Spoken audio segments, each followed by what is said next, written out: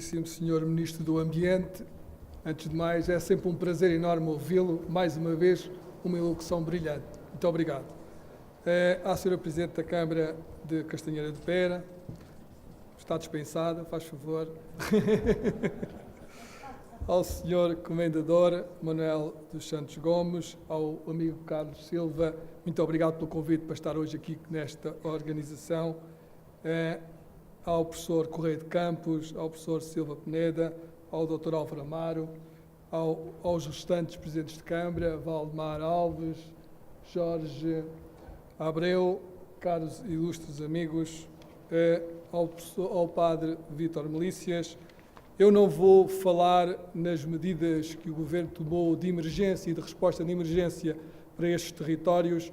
Vou falar, efetivamente, do programa de revitalização do Pinhal Interior, que foi aquele, no fundo, o programa que o nosso Primeiro-Ministro nos incumbiu de construir com os autarcas, com as forças vivas da região e com as associações de desenvolvimento local. E foi esse o programa que construímos ao longo de 2 ou 3 meses e que estamos agora a implementar e falar-vos aí, então, de algumas dessas medidas e desse programa propriamente dito, que foi também construído com a Associação das Vítimas e com a Nádia, que também deram um importante contributo. E é um programa que tem essencialmente 55 medidas. Cada medida destas tem um conjunto de ações, obviamente ações concretas, específicas, que estão orçamentadas e que têm, obviamente, identificada a fonte de financiamento e o seu promotor, ou seja, o seu responsável pela execução. E devo dizer-vos que muitas destas medidas, ou algumas destas medidas, o Ministério do Ambiente tem aqui também um papel muito importante. Mas dessas 55 medidas, ou melhor dizendo, o programa tem efetivamente, eu diria, 5 ou 6 eixos principais, embora tenha sido construído sobre 2 eixos. O primeiro eixo principal tem a ver com a segurança pública. Com a segurança pública é uma constatação evidente que todos nós chegamos, é que efetivamente não temos uma cultura de segurança, ou não tínhamos uma cultura de segurança e precisávamos dela e precisamos, o país precisa dela sem dúvida nenhuma. Tem a ver, obviamente, e nessa medida temos o conjunto de ações previstas neste programa, a medida da aldeia segura, que foi também muito inspirada nas medidas da Associação das Vítimas, que tem muito a ver com, no fundo, em alguma, identificar nestes territórios as aldeias em função do seu risco de incêndio e, em algumas dessas aldeias, criar e disponibilizar kits de primeira intervenção. Depois tem também a construção de plantas de emergência para as aldeias, à semelhança daquilo que existe nos edifícios públicos, ou seja, para casos de catástrofes, as pessoas saberem por onde é que têm que se dirigir, onde é que estão os locais de abrigo, onde é que estão os locais de encontro. E tudo isso, obviamente, está a ser trabalhado com a Proteção Civil e com o Ministério da Administração Interna para, efetivamente, obviamente não o vamos conseguir fazer já em todos os locais no primeiro ano. Só para terem uma ideia, nestes 7 municípios do incêndio de Pedrógão, temos mais de 1000 aldeias habitadas ainda e, por isso, obviamente, não vamos de forma alguma conseguir construir para o Pinhal Interior todo, mas estamos apostados em iniciar esse processo e padronizá-lo e, a partir daí, fazê-lo para as aldeias, obviamente, priorizando agora aquelas onde o risco de incêndio é mais elevado e depois, progressivamente, ir aumentando a taxa de execução dessas plantas de emergência. Depois temos também o reforço dos meios, de que os ministros têm dado uma boa nota. Temos a ver com o reforço e o aumento das equipas de sapadores, das EIPs, das equipas de primeira intervenção que estão nos bombeiros, pagas 50% pelas câmaras e pagas 50% pela Autoridade Nacional da Proteção Civil. O reforço dos GNRs, como sabem também, para além, obviamente, da profissionalização, do reforço da profissionalização dos próprios bombeiros na formação, que está também em curso. Depois também as faixas de proteção à volta dos aglomerados populacionais, já se falou aqui. Eu determino aqui um pouquinho mais nas faixas de proteção de primeira ordem, que são aquelas que normalmente estão nas linhas de caminhadas, que têm faixas de limpeza entre 100 e 125 metros, que são efetivamente para além daquelas à volta dos aglomerados populacionais de que se tem falado e que o Ministro da Agricultura hoje aqui falou de manhã. Estas faixas de primeira ordem são importantes nestes territórios porque é a única forma de compartimentarmos esta floresta contínua que temos neste território, como todos nós sabemos. Obviamente que esta compartimentação era feita com a agricultura, deixámos de ter agricultura, precisamos de a criar de forma artificial, obviamente para que estes fogos não tenham as dimensões e a progressão que têm tido, como todos nós sabemos. Depois, no outro eixo do ordenamento e da gestão florestal, um eixo importantíssimo e onde temos, obviamente, aqui também, acima de tudo, medidas para o reforço dos modelos de gestão coletiva. O que é que eu quero dizer com isto? Nós, no fundo, seguir a linha de raciocínio e de pensamento que tínhamos definido já em 2005, 2006. Ou seja, o titular não tem que ser o gestor da propriedade. O titular pode não saber, pode não querer, pode não poder, mas tem que ter alguém a que lhe possa fazer essa gestão profissional e fazê-lo em área, com dimensão, para que essa gestão seja profissional.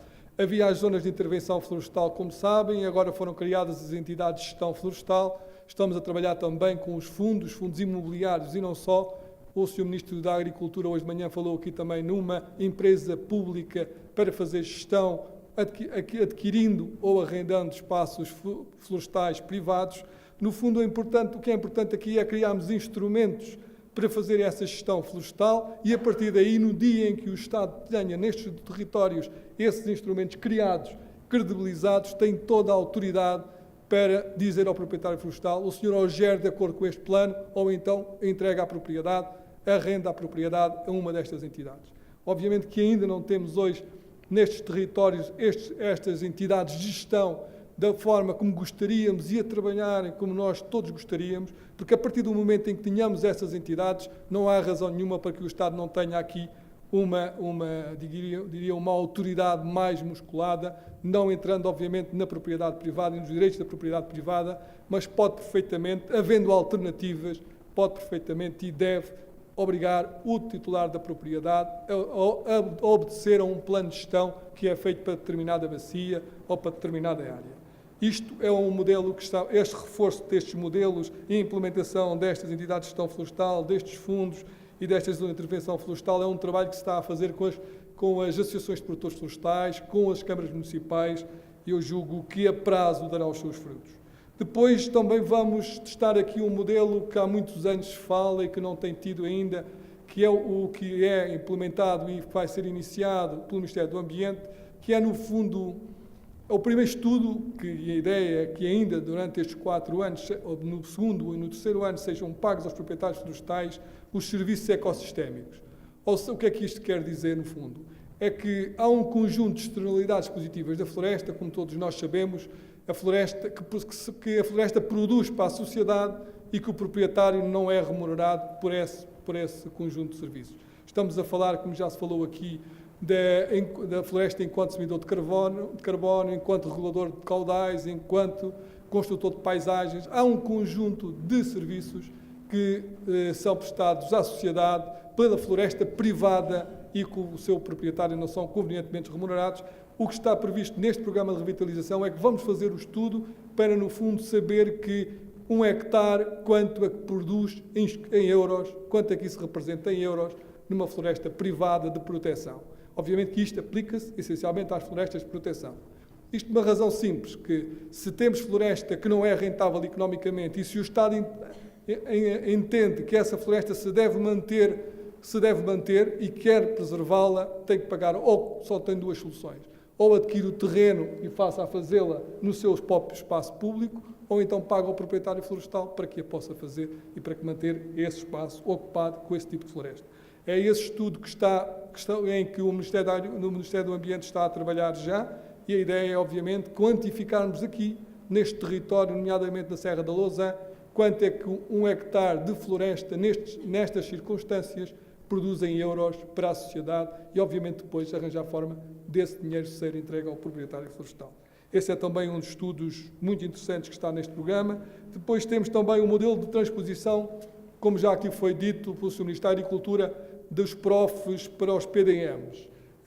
Os planos regionais de ordenamento florestal, com estas medidas e com a reforma florestal, foi entendido, e bem, na minha perspectiva, de que as câmaras municipais têm que ter muito mais competências no âmbito do licenciamento das espécies florestais e da ocupação florestal, ou, no fundo, mais competências no espaço rústico do seu território. E para que isso seja feito, estão agora rever os planos regionais de ordenamento florestal, mas um plano regional de ordenamento florestal tem uma escala completamente diferente de um plano diretor municipal. E o que vamos fazer também aqui neste território é construir um plano intermédio que possa depois conformar o que está no plano regional com aquilo que deve conter o plano diretor municipal. Vamos fazê-lo também a partir daqui, para além obviamente, para que no prazo dos 2 anos que o Ministério, que o Governo deu às câmaras municipais, 2 anos, 2020, para conformarem os planos diretores municipais, o possam fazer com diretrizes claras e objetivas em relação a como é que essa transposição se pode fazer. Depois temos também aqui a decorrer, como sabem, o cadastro simplificado. O cadastro simplificado, que está a decorrer em 10 concelhos, 8 deles no Pinhal Interior, tem efetivamente uma inovação enorme. É que até antes desta lei, de que a unidade de missão também foi coautora com o Ministério da Justiça, a única entidade que podia fazer cadastro em Portugal era a Direção-Geral do Território. O que o Governo disse com esta lei que está agora em curso é que todo o próprio proprietário pode fazer, desde que o faça de acordo com as especificações técnicas que o Estado definiu, pode fazer o cadastro da sua propriedade e submetê-lo a uma plataforma ou entregá-lo na conservatória, submetê-lo a uma plataforma online. Ora bem, o Estado, no fundo, permite ao proprietário que o possa fazer, se assim o entender, permite às câmaras, se entenderem que isto é uma prioridade para o seu território, que o possa fazer também, e estamos efetivamente a fazê-lo já nestes concelhos, destes 10 concelhos, que uma taxa de sucesso, efetivamente, obviamente que não o vamos conseguir num ano nem em 2, eu sempre o disse, houve muitas pessoas que não tinham a noção do número de prédios rústicos que estes concelhos têm, não é? Para terem uma ideia, só Proença tem 140 mil prédios rústicos, não é? Obviamente isto não é uma coisa que se faça num ano nem em 2, embora tenha existido quem achasse que era possível. Não é possível. Se o fizermos em 4 ou em 5 será excelente, porque andámos 80 anos e não o conseguimos fazer, e julgo que agora, a este ritmo, já fizemos em 3 meses mais do que nos últimos 20 anos, o que me parece efetivamente uma excelente notícia, até porque este cadastro simplificado é manifestamente um avanço enorme, porque simplifica enormemente e usa instrumentos e as novas tecnologias que estão hoje ao dispor e que não estavam a ser equacionadas antes disso. Depois, há também a necessidade de incentivar a substituição das espécies do pinheiro e do eucalipto, como tem-se vindo a falar, mas obviamente que essa substituição, como todos nós sabemos e temos consciência, só se fará se houver um forte incentivo do Estado. Ninguém vai substituir uma espécie por outra.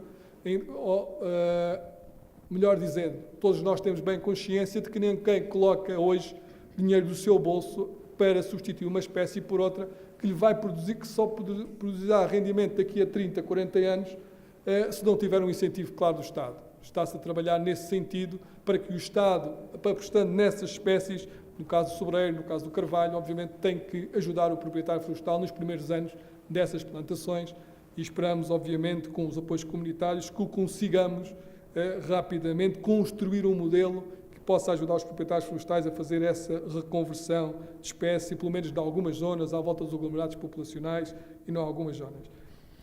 E depois também o programa tem várias medidas, e eu depois não me queria aqui alongar muito, se calhar falaria aqui em mais 2 ou 3 medidas, mas esta que julgo que é particularmente importante, que é aquela que fará a diferença a prazo, na minha perspectiva. Tem muito a ver com a rentabilidade económica da floresta. Não há dúvida nenhuma que as pessoas só investem numa espécie que sabem que vão ter um retorno económico desse investimento. As pessoas não põem dinheiro num negócio que sabem que à partida não é rentável. E só por isso é que todos nós, e que estamos aqui muitos na sala, estou aqui a ver vários investidores na floresta, conseguem investir no eucalipto e muitos deles investem no eucalipto e têm ao lado povoamentos de pinheiro bravo e praticamente a única coisa que fazem é a limpeza, porque sabem perfeitamente que com o eucalipto o retorno económico do investimento que estão a fazer é provável. No caso do pinheiro bravo, a imprevisibilidade dos incêndios ou a previsibilidade, ou previsibilidade do nemátodo, a questão dos mercados, ou seja, o retorno económico desse investimento é muito pouco provável e por isso é que não fazem esse investimento. Ora, o pinheiro bravo, como todos nós sabemos, foi durante muitos anos a fonte da riqueza destes territórios, muito à custa de um subproduto, que era a resina. E isso, a resina, tornava esta cultura como provavelmente uma das mais interessantes em termos de rentabilidade económica, e daí a paixão por todos os nossos antepassados e por estes territórios, pela resina e pelo pinha-bravo, tem uma razão óbvia, que era a rentabilidade que aquela espécie atribuía e que as pessoas tinham. Ora bem, o que é que nós temos pensado neste programa? Nós, hoje, o pinha-bravo, como todos nós sabemos, é usado essencialmente como uma cultura energética. Hoje, o pinha-bravo é para pellets, para briquetes, para biomassa. Ora, obviamente, esta indústria que lhe está associada não pode remunerar, não produz riqueza para remunerar convenientemente um território ou um espaço que está ocupado durante 30, 40 anos como uma espécie. Não existe, porque todos nós sabemos, na melhor das circunstâncias, pagar-se-á 35, 38 euros por tonelada, se tirarmos o dinheiro ou o custo do corte, da rechega e do transporte, vemos logo quanto é que fica para o proprietário. Ou seja, o pinha-bravo precisa de um forte investimento em investigação e desenvolvimento. Nós precisamos de aumentar, precisamos fazer melhoramento genético, precisamos de criar produto de elevado valor acrescentado que possa remunerar convenientemente todos os elos da cadeia, não é? E para isso faz com investigação, associando as instituições de ensino superior, as autarquias, as empresas, associando-os, criando esta rede de investigação e desenvolvimento que estamos a trabalhar com as instituições de ensino superior, para que, no fundo, o pinha-bravo possa ser rentabilizado de outra forma completamente. Obviamente que esta indústria que estamos hoje a instalar no território faz sentido, faz cá falta, mas para utilizar a matéria-prima como um subproduto de um produto final de elevado valor acrescentado. É esse o trabalho que temos que fazer. Obviamente este trabalho não se faz de um dia para o outro, levará o seu tempo, mas é importante termos consciência que, para continuarmos a apostar do pinha-bravo, temos de ter consciência de que uma espécie que está no território durante 20, 30, 40 anos não pode ser paga a 30 ou 35 euros o metro quadrado, a tonelada. Isso não remunera convenientemente o proprietário, remunera, obviamente, quem faz o trabalho, obviamente, quem executa, quem corta, quem rechega e quem transporta, paga ao industrial, e o proprietário transforma-se praticamente como um recoletor à medida que a natureza vai dando e permitindo, acaba por ir colhendo, digamos assim. Não coloca lá dinheiro do seu bolso, porque sabe que as probabilidades de tirar de lá o dinheiro desse investimento são muito poucas. Ou seja, resumindo, para não me alongar muito, precisamos de aportar investigação, conhecimento a esta subfileira do pinha-bravo, aliás, como fez a indústria do eucalipto, como todos nós sabemos. O eucalipto tem tido um forte componente de investigação e desenvolvimento até no melhoramento genético das plantas, mas aqui foi a indústria que o fez na fileira toda, porque obviamente criou a necessidade da matéria-prima e depois alavancou toda a setor. A cortiça a cortiça ou o sobreiro fez também isso. Obviamente o pinha-bravo não tem tido essa indústria que alavanque a matéria-prima que trabalha, até porque não tem precisado, como todos nós sabemos, porque feliz ou infelizmente vai-se alimentando todos os verões e cada vez mais de forma, e obviamente com preços que todos nós conhecemos. É importante, obviamente, que se olhe para esta multifuncionalidade também do pinha-bravo, obviamente na componente da resina, na componente da silvopastorícia, em todas as outras formas de multifuncionalidade que o pinha-bravo permite e que, por exemplo, o eucalipto e outras espécies não permitem. Depois, para estes territórios, este programa de revitalização, e já terminando, não sei se já me estou a alongar, tem a diversificação da atividade económica também é fundamental. Obviamente que as pessoas acham, quem está de fora acha que nestes territórios todas as pessoas vivem da madeira ou à volta da floresta. Não é verdade. Muito destes territórios vivem assim, essencialmente dos serviços, e precisamos efetivamente diversificar a atividade económica destes territórios. Estamos a fazê-lo com a Luz e Aves, que já foi um projeto que já se falou aqui. E é importantíssimo que tenhamos nestes territórios mão de obra, emprego feminino, porque é uma das grandes lacunas destes territórios do interior, é que os homens normalmente conseguem arranjar emprego, como todos nós sabemos. As mulheres têm uma enorme dificuldade em arranjar emprego nestes territórios, como agravante é que é a mulher normalmente que fixa o agregado familiar, é onde está a mulher, que estão as crianças, que estão normalmente, e essa é que é a grande verdade. Se tivermos as mulheres ocupadas e a trabalhar nestes territórios, teremos cá as crianças também. Se não tivermos, temos uma dificuldade acrescida. e por isso é que o investimento da Luz e Aves e outros investimentos que a Secretaria de Estado da Internacionalização, por via do AICEP, tem estado a trabalhar para estes territórios, são importantíssimos obviamente, para a revitalização económica destes territórios, porque isto joga-se no emprego, como todos nós sabemos, e à volta do emprego. O turismo também tem aqui um papel importante, é determinante num futuro próximo. E depois também podíamos falar na importância de reintroduzir a agricultura. Temos, obviamente, hoje esteve aqui o Ministro da Agricultura, vão sair em abril já dois avisos para jovens agricultores, para projetos agrícolas, com uma particularidade enorme.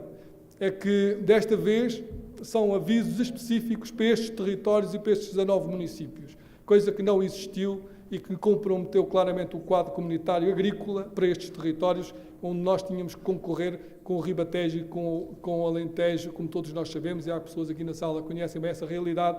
Obviamente, os projetos depois que apareciam aprovados eram essencialmente no Alentejo e no Ribatejo. Conseguimos também, com este programa de revitalização, que agora estes avisos, no âmbito agrícola, para as atividades económicas, para as empresas, sejam especificamente e só abertos para estes territórios e para estes 19 municípios. Obviamente isto fará com certeza a diferença, porque é um campeonato específico para este território e eu julgo que assim conseguiremos, sem dúvida nenhuma, revitalizar. Obviamente que isto não se vai fazer no mês, nem em 2, nem num ano, nem em 2, nem nos 4 anos deste programa. É preciso que haja políticas, como já aqui foi dito também, contínuas e continuadas. Isto é um trabalho de uma geração ou duas, tem que se iniciar e julgo que o começamos agora convosco. E esperamos, obviamente, contar convosco para este trabalho, porque também vos posso dizer uma coisa. Se pensam que são as pessoas que vivem em Lisboa e no Porto que vêm cá resolver os nossos problemas, estão muito enganados. Ou nós os resolvemos nós e os reivindicamos de forma justa e juntos, ou então não esperem que sejam os outros que vêm cá de 15 em 15 dias ou 3 em 3 meses que os vão resolver. Não tenho. Muito obrigado. E mais uma vez, à UGT, à Confagri, muito obrigado pelo convite, por esta iniciativa, que eu julgo que é uma excelente iniciativa. Muito obrigado. Portanto, um homem ligado à Serra da Estrela, à problemática do interior, é, como já disse, o líder dos autarcas social-democratas e, portanto, da sua experiência, tem vindo a capitalizar ao longo dos anos. Há aqui 2 ou 3 questões, naturalmente, que merecem reflexão. Está a ser tudo feito? Ouvimos hoje de manhã que há 800 anos que não levantamos o cadastro dos nossos territórios rústicos. Isso é feito muito rapidamente, estamos atrasados. As políticas que o Governo está a implementar respondem às necessidades, independentemente das concepções políticas de cada um. Queremos ouvir o autarca e também o líder municipal, de longa experiência feita, e naturalmente também, não sendo um homem da cor política do atual Governo, não pode deixar, naturalmente, de testemunhar aquilo que são as suas preocupações perante o encadear das intervenções hoje já produzidas, nomeadamente aquela que o Dr. João Paulo Catarino agora nos apresentou, mas, como disse, pode aduzir, e nós desejamos que o faça, aquilo que é a sua experiência e a sua visão presente e futura.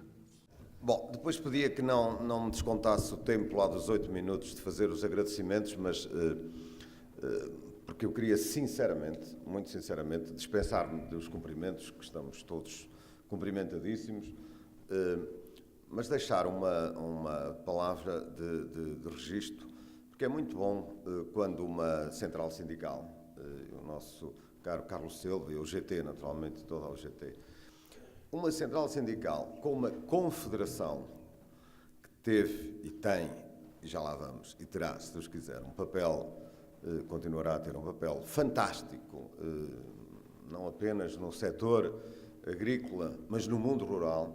E por isso fazer-se esta simbiose acho absolutamente notável, e se outras razões não houvesse, esta seria desde logo uma razão.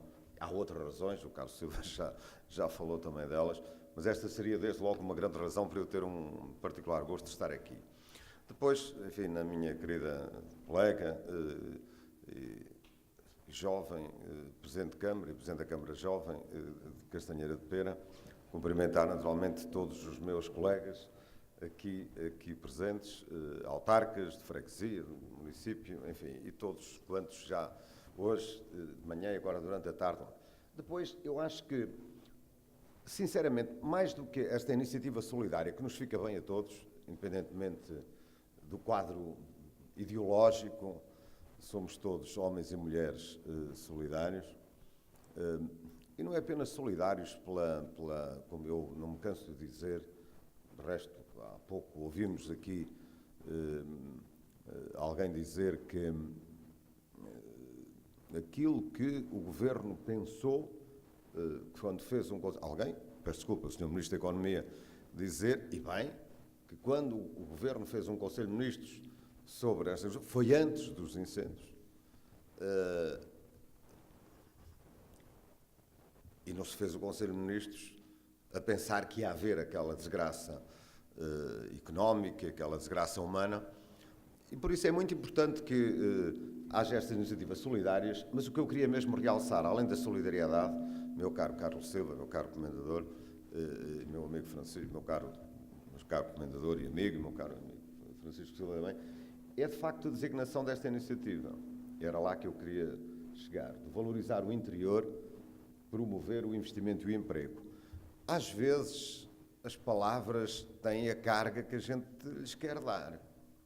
E com certeza que estas duas magníficas organizações da nossa sociedade, ao pensarem no título desta não menos magnífica iniciativa solidária, pensaram-no porque seguramente tiveram em conta que, de facto, o que salva tudo isto, se tiver salvação, meu caro Sr. Padre Melícias, eu acho que vamos estar abençoados, e tem salvação, mas é que tem mesmo. É só através destas vertentes. O resto, vamos andar à volta. E eu estaria aqui não 8 minutos, mas 80 minutos a andar à volta. E como não tenho esses 80 minutos, queria sintetizar no seguinte. Eu acho que verdadeiramente, no outro dia, eu e aqui o meu amigo José Penedo e o Sr. Presidente do Conselho Económico e Social, que naturalmente é bem cumprimento, fomos apresentar ao Conselho Económico e Social uma iniciativa com um punhado de boas pessoas, um punhado pequenino de boas pessoas. Somos 7, mas acabaremos em 7 milhões, tenho a certeza disso. Criar um movimento inorgânico do interior e, a uma altura, um dos responsáveis sindicais lá presentes, que todos acharam muito bem tudo isto, e ainda bem, ficámos muito satisfeitos, e é verdade, foi uns bons minutos de um bom debate. Alguém, não é segredo, estava lá, o secretário-geral da CGTP, disse assim, não, muito bem, estamos todos solidários, mas queremos saber porque é que chegámos aqui. E eu, na altura, deu-me melhor de dizer, olha, eu não quero saber porque é que chegámos aqui, porque todos temos culpa. Sim, todos temos culpa de termos chegado ao país onde estamos. Por isso, nós não queremos, não é assim, nós não queremos, e acho que nenhum de nós quer, crucificar ninguém. Porque é que chegámos aqui? Chegámos aqui porque as políticas públicas falharam, ponto. Chegámos aqui, querem que ainda seja mais radical, é assim que nós dizemos, mais radical? Olha, porque os políticos falharam todos, se quiser. Pronto, ponto final. Por isso não crucificamos ninguém. Claro que eu digo, não é em defesa da causa, que não falharam todos. Todos fizemos o melhor que podíamos e sabíamos ao longo destes 30 ou 40 anos. Todos, sem exceção. Todos. As centenas que já lá passaram. Mas como dizia um velho amigo meu que já não está entre nós, a pretexto de outra coisa que não era da política, ele dizia-me assim aqui há uns anos, Álvaro, é o resultado final. E eu dizia, doutor, mas o resultado final, às vezes é preciso olharmos aos meios, para os fins. E ele disse, deixa dessa conversa. Qual é o resultado final? E esta é a pergunta. Todos fizemos o melhor que podíamos e sabíamos. Qual é o resultado final? É uma desgraça. É um país brutalmente injusto. Brutalmente injusto. Eu digo-vos uma coisa, e só não é mais injusto hoje, agora também não é, eu não tenho consciência de classe, se é que alguma vez tive, eu sou um humilde economista de profissão, também exerci há uns anos, mas gosto de dizer isso, porque o político não é profissão, que eu saiba. Que eu saiba. Para mim não é. Não sei se é para alguém. Para mim não é. É uma função nobre, ou uma ocupação muito nobre, seja ela emanada dos partidos políticos, porque há muita gente que desanca neles, eu não, eu sou de um partido político, orgulhosamente, mas sou de não sei quantas associações também. Bom, e por isso não vamos dissertar por aí. Mas A questão é que, se nós olharmos para a situação em que nós temos, em que estamos hoje, haveremos de verificar alguma coisa parecida com isto. Os empresários, eu não estou a dizer por ser o tal politicamente correto, eu louvo qualquer um, ainda há bocado o Ministro da Economia desfilou aqui um rol de coisas, fez um bom relatório de atividades do país, lá isso é verdade. Eu até lhe disse ao almoço, olha, faltou-lhe uma da guarda importante. Tive o cuidado de lhe dizer, não foi ao caso seu. Eu disse, é verdade, uma multinacional que vai investir na guarda 30 milhões de euros, e, como ele não disse, olha, desculpem lá, e 130 postos de trabalho. Ele lá notou, vamos ver que no próximo discurso ele já vai pôr esta também. Isso, olha, fica bem. Mas sabem o que é que essa empresa diz? Vai investir, está decidido, está contratualizado, mas não tem pessoas. E eu disse-lhe ao presidente da empresa, que é tunisino, que já lá tem uma fábrica, o Carlos Silva conhece bem, eu disse, olha, mas não deixe de investir aqui, porque isto é mesmo, mais ou menos a história do ovo e da galinha. Ainda ninguém me disse quem é que nasceu primeiro. Por isso, eu tenho sempre uma palavra, para além do politicamente correto, de grande agradecimento, como autarca, há bocado eu queria dizer isto. Acho que os autarcas, sem ter eu essa consciência de classe, que não tenho, e não quero ter também, Sr. Presidente, que chegou agora, esta coisa de ter consciência de classe de ser autarca, ou consciência de classe de ser ministro, ou de ser Secretário de Estado, estraga logo tudo. Assim a gente tem consciência daquilo para que estamos apontados, ou no caso, para que fomos eleitos. Se tivermos essa consciência, somos capazes, em circunstâncias que o país hoje nos exige, de nos despirmos daquela tal condição que nos atira para as lógicas político-partidárias. Ou políticas. Mais grave se for político-partidárias. E por isso, meu caro Conselho, eu quero também dizer que aquilo que vou dizer nos 2 ou 3 ou 4 minutos que espero que me faltem, não tem nada a ver para crucificar ninguém, porque todos fizeram o melhor que podiam e sabiam, mas também não tem nada a ver com a velha história que todos os políticos, da esquerda à direita, teimam que quando chegam ao governo, ao poder, a primeira coisa que fazem é zurzir nos anteriores. Acabem lá com isto. Acabem lá com isto. Nesta matéria, pelo menos, que estamos, acabem lá com isto. Porque, senão, olha, tinha que dizer, eu e o meu amigo Arlindo Cunha, ainda fomos secretários de Estado os dois. Depois ele era melhor que eu nesta coisa, foi ele ministro. Aliás, com toda a justiça. Com toda a justiça. E eu continuei a ser secretário de Estado com o Dr. Arlindo Cunha. Ele também já era antes de mim, além de ser melhor que eu, porque sabe de política agrícola como poucos sabem em Portugal. E por isso, se outras razões não houvesse.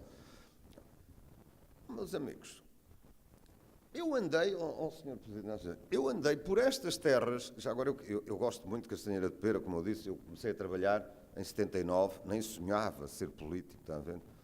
No Gato de Figueiró dos Vinhos, ainda ontem, no outro dia dizia isso ao Sr. Presidente. Figueiró dos Vinhos, Castanheira de Pera e Alveiazer, acho que era assim. Era um gato era um gabinete de apoio técnico, aqui melhor. Sabem porquê? Porque as câmaras não tinham condições técnicas e o governo, na altura, fez estas coisas, estas instituições. Mas isto mudou tanto que as câmaras agora já têm técnicos, algumas, e muito dinheiro, algumas, outras estão como estão. Mas na altura o Estado percebeu isso. O Estado interveio e bem. Há aqui, olhem, é um homem social-democrata dos 4 costados que vos diz isto. Na minha humilde opinião, os empresários fizeram, muitos dos autarcas, independentemente dos partidos, fizeram, associações fizeram, porque nós, Sr. Presidente, andámos aqui, nestas terras, a desenvolver uma coisa chamada Plano de Ação Florestal, era o PAF. As pessoas não sabiam ler, punham o dedo. Facilitavam essas coisas. Em suma, o Estado é que não acompanhou, o Estado, que é para isentar os governantes todos, o Estado é que não acompanhou o novo paradigma que passou a existir, felizmente por um lado, infelizmente por outro, nas zonas rurais do país. O Estado tornou-se muito mais centralizador, o Estado tornou-se muito mais exigente, o Estado tornou-se muito menos responsável por perceber as realidades do mundo rural. enquanto que os empresários continuaram a apostar e as autarquias a ajudar. É um problema da reforma do Estado que está em causa, minhas amigas e meus amigos. Desculpem a presunção ou a convicção, escrevam o que eu vos digo. Desculpem, é minha...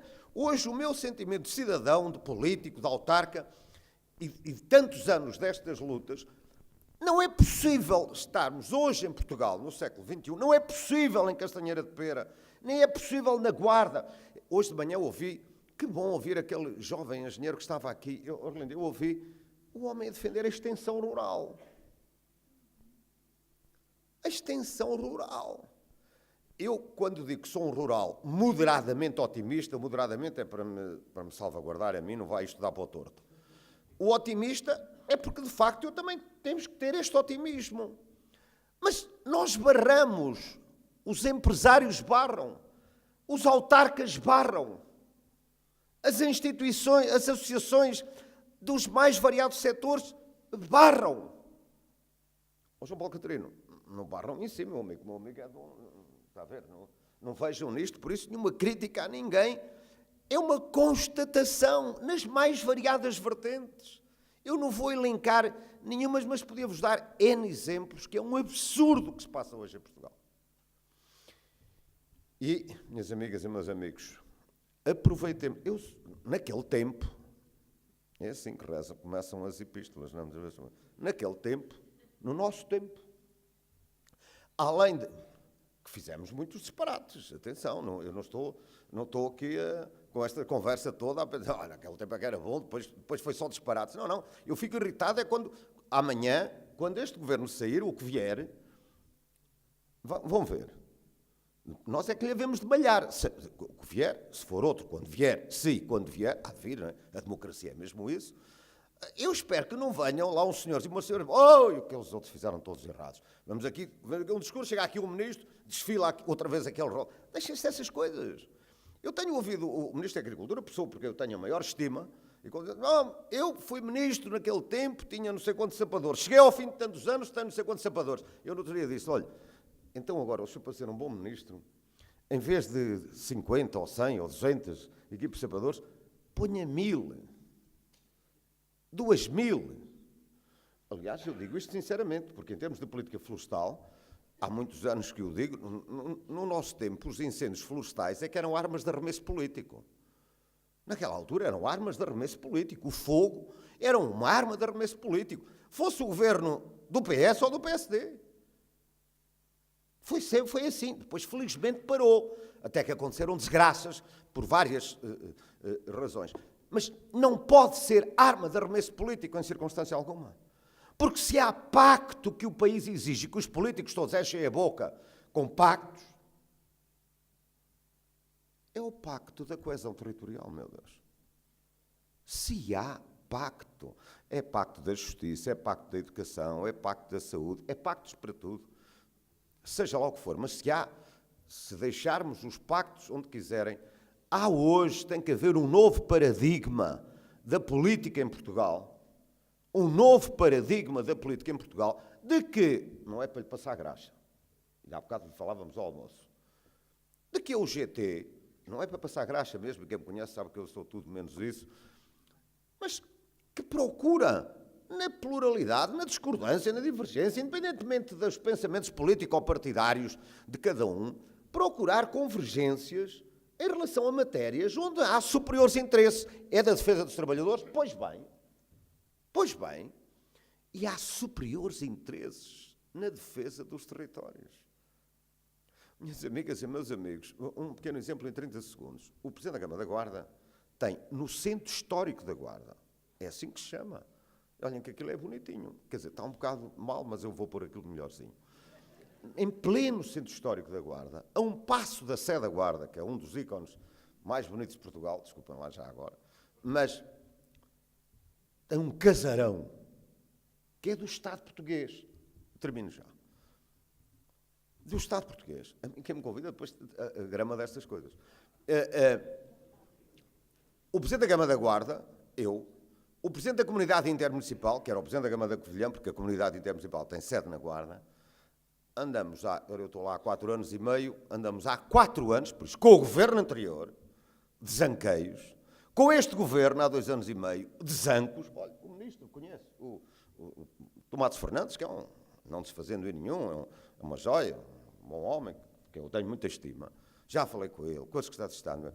Olha, esta casa que está a degradar-se, a causar mal-estar ao centro histórico, olha, emprestem-me, arrendem-me, baratinha, eu tomo conta dela, preservo isto, ocupamo-la, dá vida ao centro histórico. Há 4 anos e meio, ainda não consegui, Olina, e olha que sou eu, que sou um chato, e não consegui. Isto é o Estado português. Isto tem lá algum jeito. De modo que, minhas amigas e meus amigos, olha, de floresta, por isso, Orlindo, você depois também não me vai contrariar, se não concordar isto, era porque era alguma discordância que nós tínhamos, mas eu acho que não tínhamos, e por isso, houve em Portugal uma coisa chamada reforma agrária. Lembram-se disto, não é? Alguns que estão aqui, cabelos mais brancos e tal. Eu acho que para a floresta, há pouco, aqui o meu colega, Presidente da Câmara de Figueiredo, dizia-me ali ao ouvido, quando o João Paulo Carneiro estava a dizer, a falar do cadastro, mais de 20% ou 30%, também não pediu segredo, eu digo, mas nem se vai saber quem é. Se há setor onde é preciso uma grande intervenção do Estado, nós na altura definimos a conta da gestão florestal. Deixo-lhe esta nota, que é uma coisa interessante. A conta de gestão florestal. Os senhores digam lá aos senhores, olha, não sabe quem é, o Estado toma conta, e depois, a conta da gestão florestal, se der rendimento, os tipos que são absentistas já têm rendimento. Eu depois explico. É um modelo muito fácil, nem é preciso criar empresas públicas, para nada, mas é preciso haver uma grande capacidade de intervenção do Estado. Como é preciso, e termino, Carlos Silva, como é preciso haver uma coragem política. E termino para dizer, quando eu digo coragem política, não é o desafio a este governo. É assim que nós dizemos lá no nosso pequenino movimento. É um desafio a todo o sistema político, a todo o espectro político-partidário deste país, de todo o arco do poder, como agora o arco do poder já é todo, está resolvido. Não é? Aqui há 4 ou 5 anos o arco do poder, falava-se os políticos, o arco do poder, eram só 3 partidos, agora já são 5, estão lá todos, 6, estão lá todos. Agora é tudo mais fácil, creio eu, estou a ser sincero, creio eu que é bem mais simples se houver coragem política para se atender à verdadeira questão, que é de demografia, com certeza, mas é da demografia, tendo em conta o território. Se não houver essa coragem política, e a coragem política só se reflete num aspecto, que é para fazer justo, para terminar, ao tal vosso título. Se o Estado, ou quem o administra em cada momento, são os governantes, é o governo, mas o governo tem que ter o suporte, tem que ter tem que estar bem sólido por este tal pacto de todo o arco do poder, de todo o espectro político-partidário, para fazer uma coisa tão simples quanto esta. Querem ocupar o território? Então paguem melhor às pessoas do território do interior. Queremos ocupar o território e queremos que as mães tenham mais filhos? Então deem-se muito mais estímulos para isso. Eu não vou levantar a ponta do véu, porque temos este acordo para, em maio, apresentarmos algumas dessas medidas, porque tudo o que a Unidade de Valorização do Interior tem feito, este para o Pinhal, tudo quanto se tem feito, no âmbito dos vários programas, a nossa inserção no espaço comunitário obrigou-nos a pensar muito em estratégias regionais muito importantes e que deram absolutamente resultados fantásticos. Eu, como uma plateia ao fim do almoço podia dormir, comigo é sempre difícil dormir, primeiro pelo vozeirão e em segundo lugar porque eu tento pelo menos contar-vos uma ou outras coisas que fazem parte da nossa realidade. E que o meu amigo Orlindo Cunha, acho que eu nunca comentei isto com ele, e eu comentar com ele, todos ouvem. No meu tempo e no dele, e por amor de Deus, no final não fiquem a pensar, este tipo chegou aqui só para valorizar o tempo que eles fizeram quando estava no governo. Senão eu estou a ser incoerente e juro por Deus que não é essa a minha... Contar-vos uma pequena história. Hoje todos nós dizemos que há um setor pujante da agricultura portuguesa, de entre outros, o vinho, não é? Aliás, ao almoço tivemos a ocasião de apreciar isso. O meu sogro que ainda hoje, que Deus lhe dê muita saúde, era professor, mas produzia vinho, tinha uma vinha de 5 hectares, está a ver, quase um latifundiário ali na zona de Gouveia. E um dia cheguei lá, entrei em casa e disse, olha, meu amigo vai ter que arrancar a vinha toda, nós vamos lhe pagar para arrancar a vinha e vamos lhe pagar para pôr uma vinha nova. E ele, eu era secretário de Estado, eu disse, você é doido. Ele tem um genro que é maluco. Eu disse, pois é, mas é assim, olha, vai ter financiamento para o plano de reestruturação da vinha. Fazendo jus à história, hoje os bons resultados estão aí ao fim de 20 e tal anos de bons programas. Como diz João Paulo Catarino, os bons resultados, este paradigma dos territórios do interior, não é para hoje, não há soluções miraculosas. E há hoje, de facto, uma consciência nacional de que com políticas fortes, públicas, as políticas públicas que os políticos têm na mão para poder mobilizar, e mobilizar significa pagar. Nós teremos aqui, em Castanheira de Pera e nos territórios do interior, quadros técnicos fabulosos, como temos nas zonas do litoral, se assumirmos que, caindo no lugar comum, que nestes territórios a velocidade não é a mesma e se há o mesmo problema que na área metropolitana de Lisboa, aqui tem que se pagar a dobrar ou a triplicar. E quem tem que pagar é o Estado português, porque é para ele que nós pagamos os nossos impostos. E ponto final, parágrafo. Ou o Estado e quem o governa tem essa coragem, ou daqui por 20 anos, eu ainda espero cá estar, ainda cá estarei, se Deus quiser, e aqui cheio de gás, e quem cá estiver vai ver, estamos pior do que estamos hoje. E o meu moderado otimismo passa na altura a um grande pessimismo. Sim, porque se entre 2060 e 2080, Portugal passar a ter 7 milhões e meio de pessoas, onde é que eles estão? Se nada se alterar. Se o Estado não alterar e se não tiver coragem, onde é que eles estão? Em Lisboa e no Porto. E por isso eu termino sempre dizendo, minhas amigas e meus amigos, hoje em dia, a única maneira de ajudar o litoral é desenvolver o interior, senão eles comem-se lá todos. Olhem o que eu vos digo. Nos próximos 20, 30 anos, se nós não ajudarmos a desenvolver o interior, eles comem-se lá. Oh, Lina, você também vem para cá. Eles comem-se lá todos. Mas reparem, como é que se não é assim? Porquê é que nós na A23 e na A25 havemos de pagar o dobro do que se paga na A, não sei quantos, 14, a autoestrada de Cascais? Alguém me explica isto em Portugal? Qual é? A5. Porquê que na A23 e na A25, só para dizer estas que eu conheço melhor, se paga o dobro por quilómetro do que se paga na A5? Porquê que se paga a água? Se cá estivesse o Ministro do Ambiente, eu cantava-lhes. Porquê? E não tem culpa, porque ele até nem reverteram a política de aproximar isso, honra-lhe seja. Porquê que a água se paga na Guarda quase o dobro do que se paga em Cascais? Alguma dela vem do Zezer. E o Zezer nasce na Serra, por isso é que eu já disse. Tapa-se lá aquilo e 1/3 da população de Lisboa morre à sede. Por amor de Deus, haja coragem política para se perceber. Eu há bocado dizia, aquele jovem dizia que, e o Arlindo observou e observou muito bem, o Arlindo não é abuso, um amigo Arlindo, ele já não quer é ser discriminado negativamente. E eu, fez bem o Dr. Arlindo Cunha, não, eu quero ser discriminado positivamente porque temos direito a isso. Minhas amigas e meus amigos, é para esta mobilização, ou nós fazemos isto nas próximas 15 anos, 12 anos, ou, nessa altura, estaremos pior do que estamos hoje. Temos que fazer apelo e exigir uma grande coragem política para se pagar muito mais a quem mais precisa e a quem tanto deu ao país. E isto não é discurso político, muito menos do político, são coisas concretas, reais, muito claras. Ou temos, ou ficaremos pior. Muito obrigado ao GT e à... Compreendemos que não é um discurso político, eu também. Eu também estou de acordo.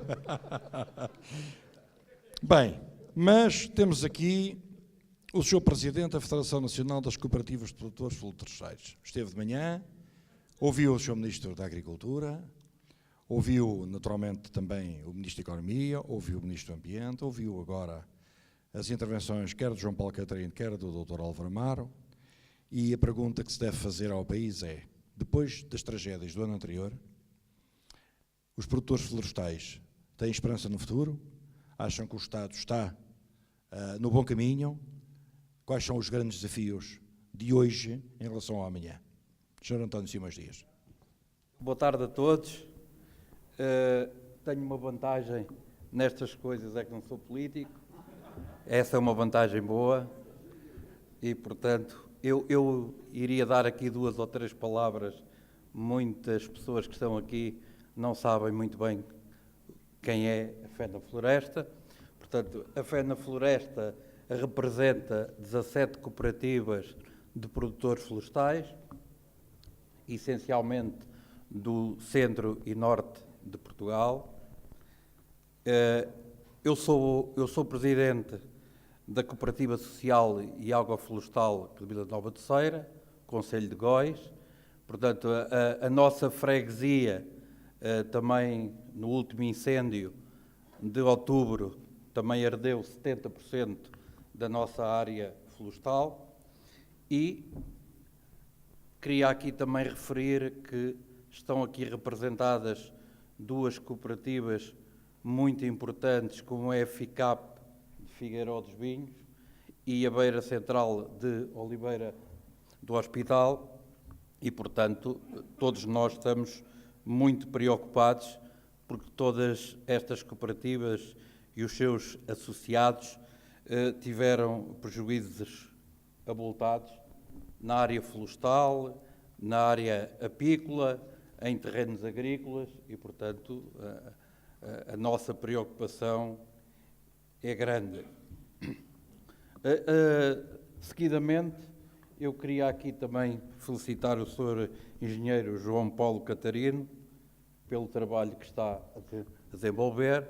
Entendemos também que há muito trabalho pela frente, há várias situações que também têm que ser ainda ao longo do tempo, que vão ter que ser alteradas e aperfeiçoadas. E também gostaria de apresentar aqui alguns contributos da nossa Federação. No fundo, bem ao encontro daquilo que o Sr. Carlos Silva me estava a perguntar, daquilo que eu ouvi durante a manhã e durante a tarde, aquilo que a nossa Federação pensa sobre esta matéria. Portanto, são temas que estão muito em discussão nesta altura e aquilo que nós entendemos é que os proprietários precisam de apoios para poderem limpar as suas propriedades, mas, acima de tudo, apoios para se manterem no território. Portanto, fala-se muito em limpar e, portanto, há aqui várias situações que têm que ser ponderadas.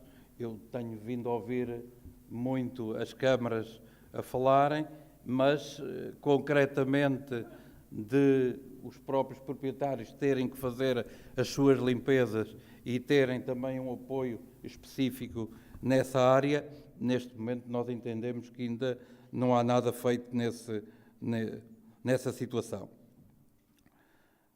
Neste território desertificado, que anualmente perde investimento, aquilo que nós pensamos é que precisamos de juntos inverter este ciclo e criar as condições para as pessoas retirarem rendimentos dos seus terrenos e da sua floresta. Portanto, há que criar esses mecanismos.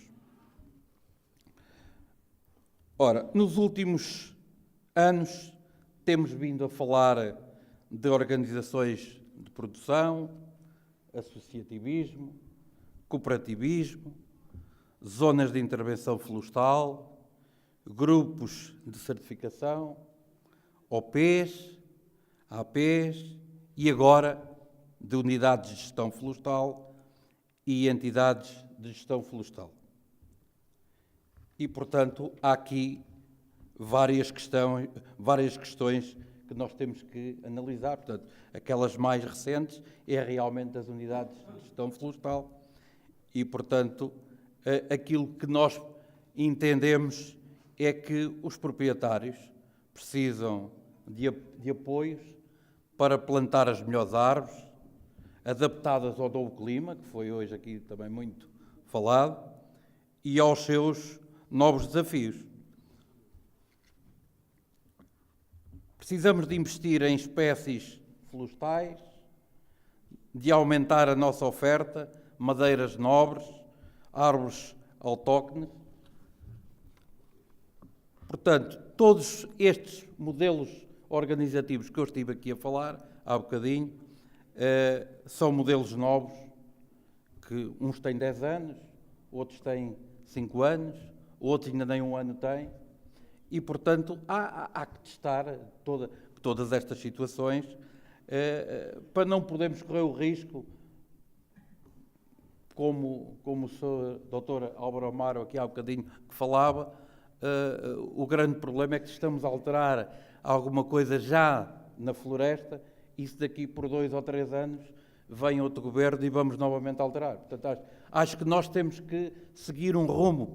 Se realmente há coisas que estão neste momento a ser bem feitas, acho que tem que ter continuação. Para concluir, temos de apontar um caminho de organização, da produção, privilegiando as cooperativas como modelo de negócio, onde todos possam crescer e desenvolver-se e criando um maior valor acrescentado, que esse é que é o proprietário também quer sentir que estas mudanças, que mais alguma coisinha lhe vai entrar no bolso. Portanto, as pessoas continuam muito desconfiadas de muitas situações. Portanto, era isto que eu tinha para apresentar. Eram 2 francos, aquilo a dizer por 2 dá 1 para cada um, mas o outro não comeu nada. E o meu amigo, com o seu tempo, acabou por ser extremamente compensado. Muito obrigado. E agora ao Jorge Abreu, Presidente da Câmara de Figueiró dos Vinhos, que certamente, na sua intervenção, não deixará de representar com alguma transversalidade aquilo que são as preocupações dos municípios do Pinhal do Interior Norte. De manhã ouvimos a Alda, ouvimos o Valdemar, Castanheira de Pedrógão Grande, e estes 3 concelhos têm dado mão dada, nem que seja na desgraça daquilo que aconteceu em junho de 2017, naturalmente com muitos outros. Mas a grande impedância foi aqui na nossa região e nesta malfadada estrada 236-1, que liga Castanheira de Pera a Figueiró dos Vinhos e que atravessa também o concelho de Pedrógão Grande. Jorge, fazes favor, já sabes o que é que te é pedido? Não foi encomendado, faz favor. Muito obrigado. Eu começo por cumprimentar todos os presentes, na pessoa da Sra. Presidente da UGT e Presidente da Confagre. Cumprimento todos os presentes. Começo essencialmente por uma palavra de agradecimento ao UGT pela verdadeira descentralização que tem feito desde o verão, desde a tragédia que nos assolou esta parte. Esteve diretamente preocupada com toda esta situação. Foram várias as iniciativas que já fez nesta região do Pinhal Interior Norte, nomeadamente, hoje aqui é extremamente importante e é agradável ver num concelho como Castanheira de Pera, que não é diferente de Figueiró dos Vinhos e Pedrógão, e uma plateia da forma como está a sala, é extremamente agradável ver, e as personalidades e pessoas de âmbito nacional que estão hoje aqui a discutir toda a problemática que é extremamente importante para nós, residentes aqui nesta região. Por isso, para a UGT, o nosso muito obrigado. Vai, no próximo dia 1 de maio, também realizar o 1º de maio em Figueiró dos Vinhos. Também é mais uma prova de descentralização. O nosso muito obrigado para a região, porque é assim que nós trabalhamos. E está ali o Presidente Valdemar Alda, também está presente. É assim que sempre trabalhamos, antes da catástrofe e depois do acontecimento 17 de junho, que nos assolou, tivemos de braços dados sempre, porque o sofrimento foi o mesmo para todos nós e para as nossas populações. Por isso, começo muito sinteticamente por referir, e pegando nas palavras do meu colega, com os dotes de orador que toda a gente conhece, o Álvaro Amaro, mas é uma realidade. Chegámos a este ponto porque não adianta estar aqui a imputar responsabilidades ao Governo A ou B. A realidade é esta, chegámos aqui porque os responsáveis foram todos aqueles que passaram. Porque o que se verificava era investir em 70% das pessoas em 30% do território, deixando de fora 70% do território com 30% das pessoas. Esta desigualdade no país não pode de forma alguma continuar. E sinónimo disso é o que nos aconteceu. Ou seja, os incêndios é uma consequência do abandono desta região, do Pinhal Interior Norte, das pessoas. E as pessoas abandonaram-nos porquê? É extremamente simples, e o meu colega tocou nisso, é o emprego. As pessoas, quando saem daqui, nós, câmaras municipais, os presidentes de Câmara, são diariamente confrontados com a necessidade de criar postos de trabalho, emprego, rentabilidade. As pessoas querem estar aqui, querem ter rentabilidade. E nós estamos, digamos assim, de braços completamente atados, não temos essa possibilidade. E é isto que nós temos que criar. Temos que criar as condições e não o conseguimos fazer sozinhos. Tem que haver, conforme se disse, chama-lhe pacto global, o certo é que é necessário haver da parte da governação alguma preocupação conjunta. Estes movimentos estão a surgir e bem, tudo isto é extremamente importante e pertinente que surjam, todos juntos a trabalhar nesta perspectiva, porque é extremamente importante, aproxima-se o próximo quadro comunitário 2030, é extremamente importante que o arco da governação, como queiram todos os partidos, todo o poder político que se concentre e que deixe razões evidentes e perspectivas evidentes de o futuro, porque estas medidas nós sabemos que não é de um dia para o outro que acontecem. O tempo que demoramos a chegar aqui, também teremos que percorrer o mesmo caminho, mas no sentido contrário. E é essa a nossa preocupação. Eu, muito sinceramente, os meus colegas, e justiça seja feita também, o Governo, após a catástrofe de 17 de junho, tem-nos apoiado de uma forma bastante evidente sobre a reconstrução do território. Tem, sim, senhora. É ao nível das infraestruturas, é ao nível das empresas, é ao nível da agricultura, os apoios estão aí. Nós estamos a avançar com os concursos, na prática há muita coisa no terreno e muita coisa vai ser reconstruída. Não temos qualquer dúvida. A nossa preocupação é o futuro. Ninguém nos vai perdoar futuramente que daqui a 5, 6, 10 anos voltamos a ser parados com uma situação destas. Ninguém vai compreender. E eu, autarca, que estou de passagem, como os meus colegas, vou-me sentir extremamente mal e desagradado fora da governação daqui a 10 anos e verificar que a região está a passar pelo mesmo. É isto que não pode acontecer. E para isso não adianta estar a imputar responsabilidades A ou B, temos de estar todos juntos. E é necessário este conjunto, esta movimentação. E nós, da parte do poder autárquico, temos que continuar a falar no assunto. Temos que continuar que o assunto esteja sempre vivo,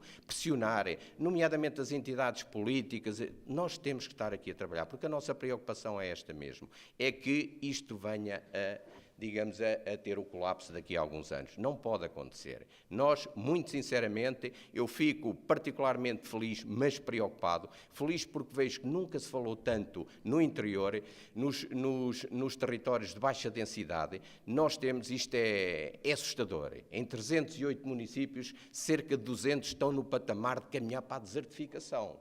Como é que um país consegue ser homogéneo e equilibrado em termos económicos e políticos? Não tem sustentabilidade.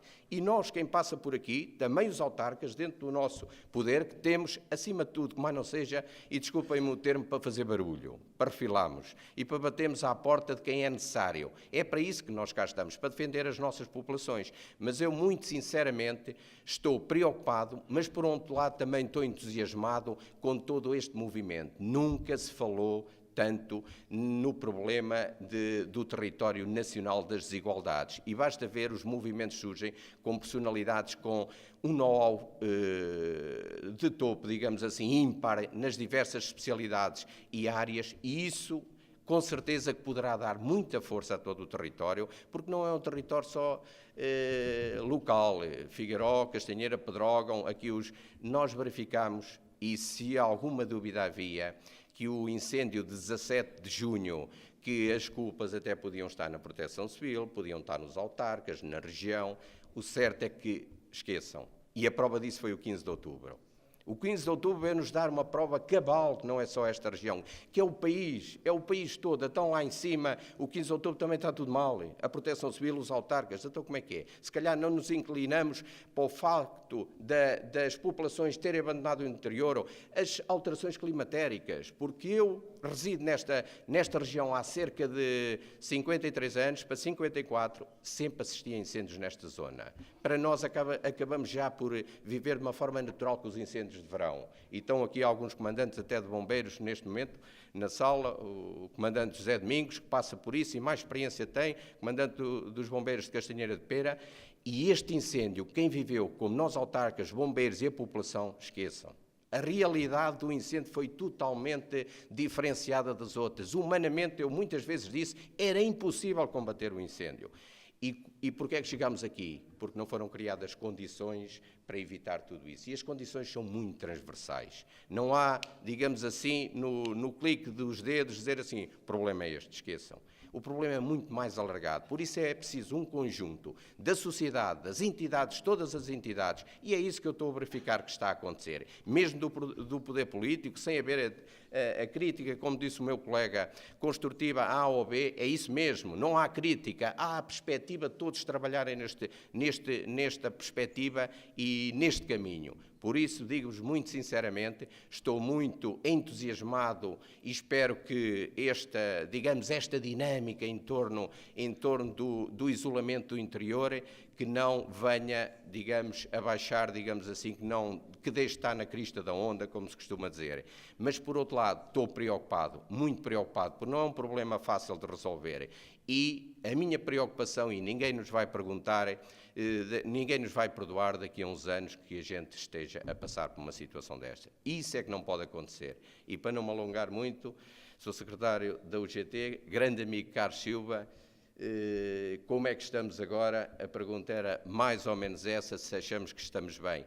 Estamos no início de uma grande caminhada, mas sinceramente que essa caminhada é obrigatória que a gente a faça e a faça de uma forma correta e assertiva. Não é preciso ser rápido, tem que ser bem feita, no caminho de invertermos toda a situação para que futuramente quem vem, as nossas gerações, que possam dizer, sim senhora, houve uma altura que o país trabalhou mal a este nível, mas houve um período que a partir dali conseguiu-se inverter a situação. É isto que me enche de esperança e de coragem para continuar a trabalhar, e uma coisa eu vos posso garantir, e com certeza que meus colegas, a Alda e o Valdemar, não vão deixar de estar de acordo comigo, e o caro colega também, Álvaro, como Presidente da Câmara que está aqui, os autarcas, se alguém quer ver as populações bem, e tudo faremos para os defender, são os autarcas. Por isso, obrigados a todos, bom trabalho e obrigado pelo convite e mais uma vez por estarem aqui na nossa região. Obrigado.